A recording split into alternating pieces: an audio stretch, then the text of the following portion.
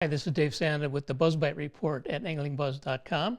Well, we've had some warm and stable weather the last week, and I think we're really seeing the summer patterns kicking off big time. One thing I heard from a couple of the guys out in the field, Jason Freed up at Leech Lake and Brian Brosdale up in northern Minnesota, talking about mayflies hatching. That does affect the fishing patterns. When the mayflies are coming out heavy, these fish, the walleyes, they tend to get kind of focused on a certain size prey. They're looking for something small. And I think one of the good tricks you can do is you can do live bait rigging with a leech, or if you pull a spinner in a night crawler, you cut it back to half a crawler or something. You get a smaller profile bait that somewhat resembles an insect.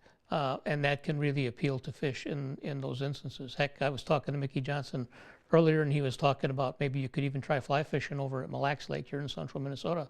Catch some of those walleyes either coming off the mud flats or in shallow water. So interesting. We see a lot of weedline patterns really taking full fruition right now all around the Midwest.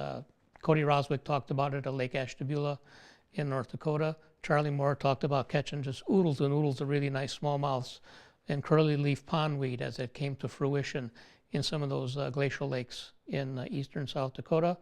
Lee Talkin was catching muskies in Wisconsin.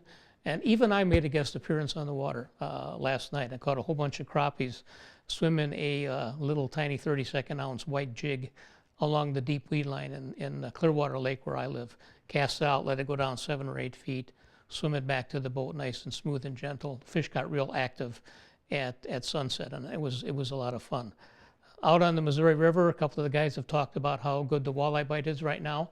It doesn't have to be real deep water either, especially when you've got the wind blowing in, creating a mud line along the shore. You look for the points, you look for the mud lines around the backside of the point and what the walleye guys like to call the cup area, where the mud really forms a dark shield against the sky, and the walleyes come up there and they feed underneath. And so though that's relatively shallow patterns too. You could use a bottom bouncer and spinner and crawler. You could longline troll a crankbait. So I would say that the summer patterns are pretty much in full swing right now. And if you go click on here on anglingbuzz.com, go to the BuzzBite Report in the state you're interested in, and hear what some of our anglers have got to say. They've got some great tips that'll help put you on more and bigger fish in the weeks ahead.